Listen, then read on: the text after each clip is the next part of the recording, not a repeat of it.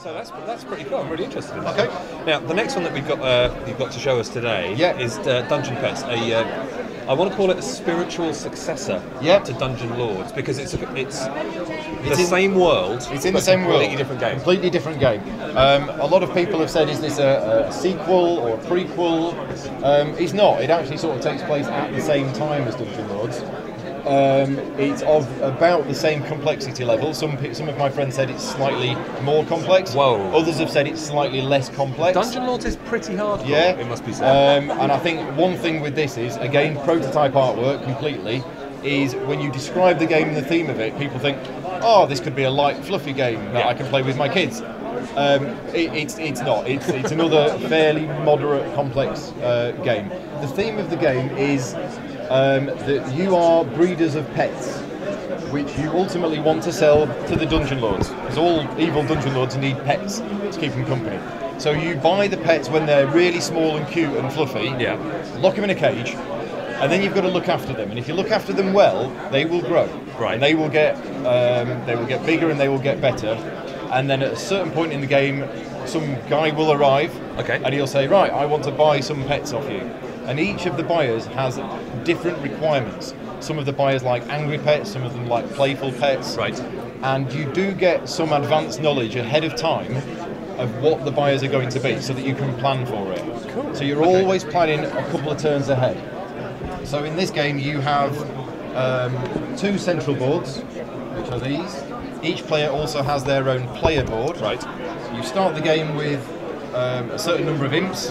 Now I've used Dungeon Lords imps stuck to other pieces, but of course the ones that you get with the game will look a lot nicer than this. And you start with a couple of gold coins as well. There is a few different mechanics in this game. There is a bidding mechanism, which is similar to other games but with a twist. Right. There is a worker placement mechanism, which is similar to other games with a twist. The really new mechanic is the cards and the way that the cards work with the pets, which is the part of the game I really love.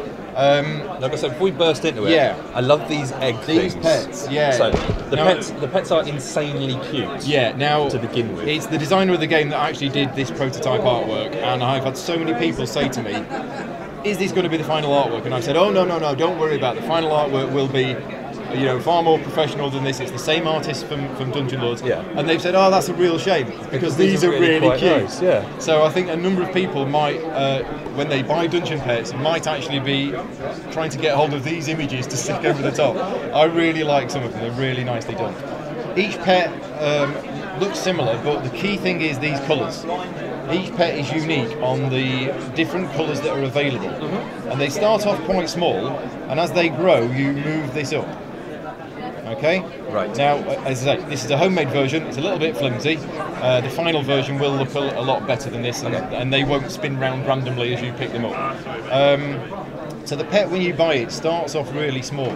Now, the colours indicate what cards you need to play on that pet in that turn. Okay. So for the first turn on this one, you'd need to play a red and a red. Red and a yellow. Okay. The reason why there is a second colour there is it tells you what's coming up. Okay. So the pet, when you buy it from here, will start off at size 2. Yeah. And what this indicates is that this turn you need to play a red and a yellow card on that pet. These are the cards. And what I initially thought was a printing error on this is this section here of lots and lots of icons. And what it tells you is the breakdown of symbols on the cards. Okay. So it's absolutely essential that you have this. The cards, although they're colour-coded, have got different symbols on them, okay?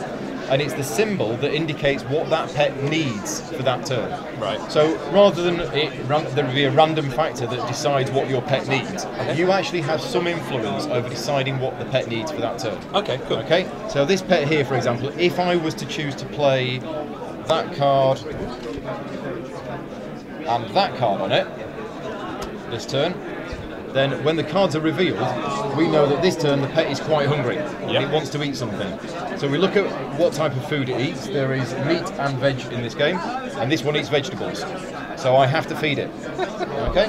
If I don't feed it, it gets one of these counters, which the designer calls suffering counters. Okay? Because it's hungry, it wants to eat, you don't have any food, so it suffers. Okay? This one indicates that the pet's got quite angry. Right. Okay? Now, if you want to go into it, you can start telling a little story about your pet. You can say, oh, well, he gets hungry, and I wasn't able to feed him, so he gets quite angry about it, and he tries to break out of the cage. You start off with one cage, you have another player board each, right, and each cage has a physical strength and a magical strength. Okay. In this case, 1 point of anger against 1 physical strength, he's okay. Yeah. But next turn, if this pet grows, and I foolishly play a second card on him, he will run. He will escape. He's going to escape. He breaks out of the cage and he runs away. Oh my god! But if you've got a spare imp, you can hold the cage shut, right? So he stops him escaping, but the pet gets injured and goes to hospital. There's a lot going on in this game, okay? But the cards indicate what the pet needs for the turn. So they can get hungry and they need to eat. They could want to play, right, which means you can put a toy in the cage for them to play with, or you can have an imp stood at the edge of the cage making funny hand gestures, and it entertains them. Now, the way that the cards work is every player starts the game with 1 card of each colour in their hand. Okay. And then for each pet that you've got, let's say we're in turn 3 of the game, you've got this guy who's now, quite large, getting bigger and bigger, and you've got this guy here. You will draw cards as to what's showing on there. So you will draw 5 red cards. You will draw 1 green card, and 2 yellow. And 2 yellow. And now you have to play 3 red and 2 yellow on that, and 2 red and 1 green on that. Okay. But it could be any of the cards. It doesn't necessarily mean it could be stuff that you still have in your hand. Stuff that you still have in your hand. Yeah. So once you've played the cards, you will then end that turn with 1 card of each colour still in your hand. Gotcha. Your hand size will always remain the same. Okay. The ways that you get victory points. There's 2 ways to get victory points in this game. I mentioned the buyers. Now, at the start of the game, we will deal out the buyers onto the board. That's actually the 3-player setup. We'll just switch to the 4-player setup. So we deal out the buyers randomly. There are 8 in the game. You only use 4 of them. Right. And the first one is revealed. So the first buyer will appear on round 3. Mm-hmm. The icons indicate what he wants in a pet. Yeah. And you've got until then to get your pet ready. So this guy here likes pets that are really magical and also like to play. So if you look at the breakdown of cards, you can see that most of the purple cards have got the magical symbol on. Yeah. So if given a choice of what pet to buy, you may want to buy the one with the purple icons on, because you know if you get him here and you look after him properly, by the time it gets to here, he'll be good enough to sell to this guy. Yeah. And that's where you get a lot of points from. The other thing as well that you can get points from is the contests. We're all competing with each other to make the best pet. Okay. And each turn, starting in turn 2, there is a contest. So it's basically like the minion version of Cruft. Of Crusts, okay? And all the contests are different. This one here, for example, is a contest that means we all enter 1 pet into it, and it's an arena. And it's whoever played the most angry symbols that turn. So if you've got these cards in hand, and that's there, you're thinking, you know that you can save them. I'm going to save them till turn 3, okay? And then when I play them, my pet that turn is very angry. I'll enter him into the contest. I'll win the contest and I'll score some extra points. But then you also run the risk of, if you play too many, he breaks out. And if they break out, they're gone. If they break out, they're gone. If they develop too much magical energy, they mutate and they will grow an extra arm or a leg. If they mutate twice, they fade to another dimension and they disappear. These suffering counters, they build up, right? There is no pet counselling part of the board. No, okay? Okay. So once you've got these suffering counters, your pet gets more and more depressed. And if it ever gets the same number of these counters as its size, then it decides that life's just not worth living anymore. And takes its and the pet disappears. So if you don't look after them properly, they will mutate, they will get depressed. This is amazing. There's a lot going on. There are also these counters here, and if you play cards with this symbol, then one of these appears in the cage. Okay, I'm not quite sure what wording they're going to use in the game. We call them poo counters at the moment. Yeah. Now these poo counters will build up in your cage, and on their own, they have no negative effect. Yeah. But if your pet ever starts to feel unwell, and there's poo in the cage as well, then he gets sick.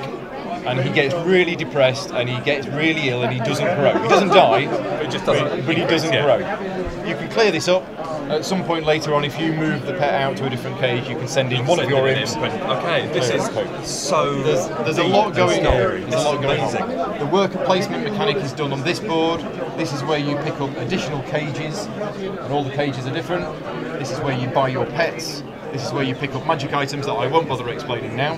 This is where you pick up the food, because food enters the game. Yep. You can bribe the judge in the contest for that turn. You can do some marketing or advertising, which means when you sell to a buyer, you get more points. Cool. There are sleeping potion cards. That means on that one turn where you've played your cards and gone, oh dear, I've really messed up, you could actually replace one of them with that. Okay, so it can save your life right at just the right moment. This is absolutely fantastic, Paul. Yeah. So when is this one due Again, out? this one will be due out at Essen. If it's anything like Dungeon Lords, 3 days before Essen started, we were finishing the proofread of the rulebook. Okay, they cut it really, really fine sometimes. The rest of the game was all printed fine. It was just the rules, but there we were on the Friday night before Essen, just putting the finishing touches to the rulebook. Ran down to the printers the next morning with a memory stick, and 3 days later, there's the game. So it will be ready for Essen, but possibly only just. Absolutely brilliant. I'm so looking forward to, well, in honesty, looking forward to both of them, but Dungeon Petz, this has completely taken me. This is absolutely brilliant. I think anybody who likes Dungeon Lords will like this, but it is a very different game. Yeah. There's hardly anything the same about it apart from the look and the feel. Cool, fantastic. Well, Paul, thank you so much for bringing them both. It's absolutely wonderful to see these. This is Michael Fox with the UK Games Media Network live from the UK Games Expo.